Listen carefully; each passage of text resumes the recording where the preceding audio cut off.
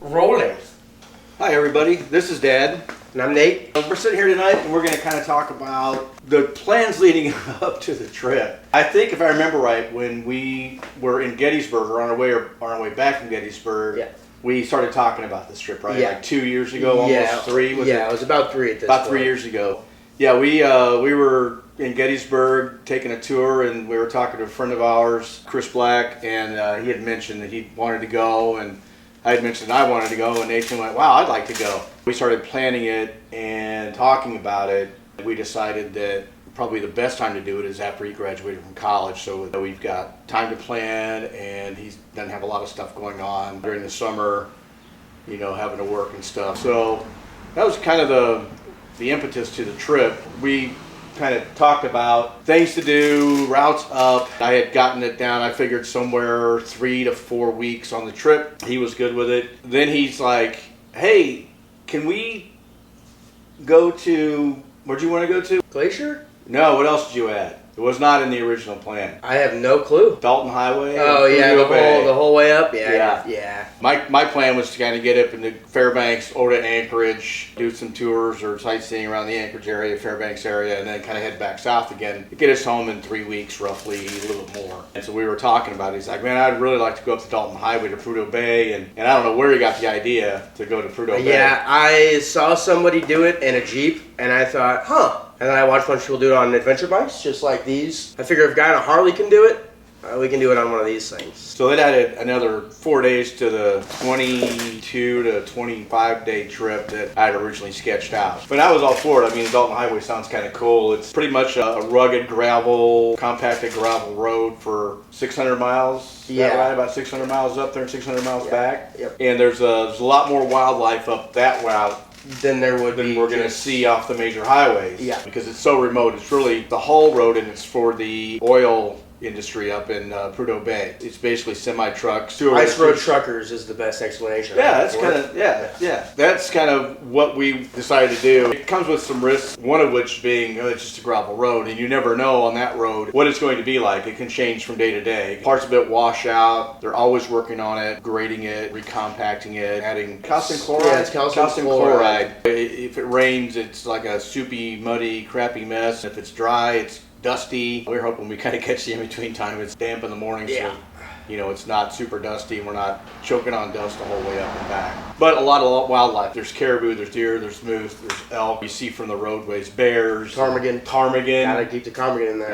Yeah, I gotta have the ptarmigan. That part of the route I'm looking forward to it, but in one sense I'm kind of like, man, I hope it all happens really smooth. So anyway, once that was all kind of formulated and we made the decision on what we were doing there. Also needed, because we're gonna be out of cell service for basically 4 days, maybe have a little bit in Coldfoot and a little bit up in Dead Horse. Between those two areas, though, there'll be nothing. There's nothing. I had to plan and pick up a Garmin satellite tracking device that kind of pinpoints it, so it lets us send an SOS through satellite communication. We can send and receive text messages through it. So if something happens, we have a breakdown, somebody falls off the bike, they go down, we get an injury. Probably me. We can send an SOS. Hopefully we get some assistance from first responders up there. Also, I think it's a way to keep my wife, Alice, and obviously his mom, keep her informed and maybe give her a little bit more peace of mind while we're traveling up there. That was the beginning of the whole trip thing. Next thing was we got limited storage space on the motorcycles. We're camping about a third of the time. I think we're camping 8 or 9 days, maybe more in between or less, depending on how it works out. Weather, but we got to have a tent, sleeping bags, ground cover, air mattresses to sleep on, because I'm old. I'm not sleeping on the freaking ground. I'm young and I'm not sleeping on the ground. I got to have a stove. I got to have coffee in the morning. Plus insulating materials for cold weather, tools, rain, and tools, first aid equipment. So we got to get all that, plus our clothing for a month on these motorcycles. We think we've got all of our storage issues resolved. We packed potentially all of our equipment today, tents, all that stuff. Got them put on the bikes and secured. We need to do a shakedown ride yet before we go. But it's kind of coming together. We have 18 days. 18 days. We have 18 days before we leave to get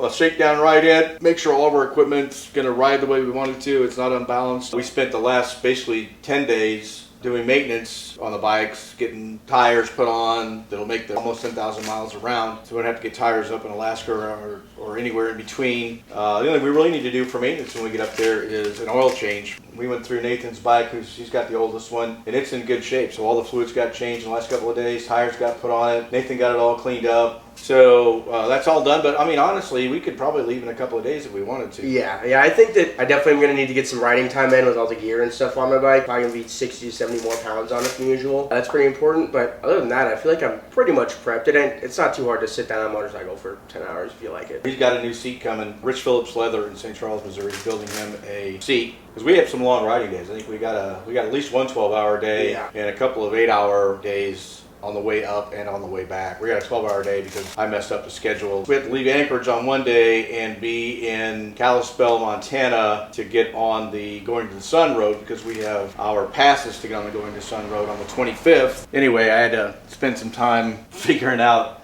that day that I missed in the plan.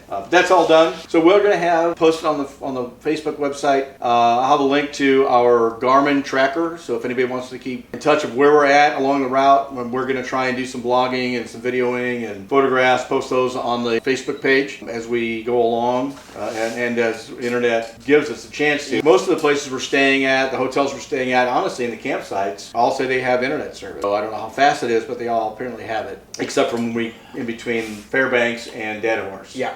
That's going to be a little bit of a blank spot there, but we'll be keeping Alice updated. And if you guys, while we're out there, if you want to send us a message through our GPS system, our satellite tracking system, that'll be posted up there too. Hope you keep checking back and follow along with us. I think we're going to have a good time. We'll have probably another video or two before we leave. Yeah, I'm going to try and get 2 in. Anything else, Tater, to add to the conversation? I don't think so. No? I think we are all set. All right. So everybody have a great night. Thanks for following us on our journey, our adventure, really. Yeah, it's an adventure for sure. As Mike Broughton would say, it's going to be high adventure.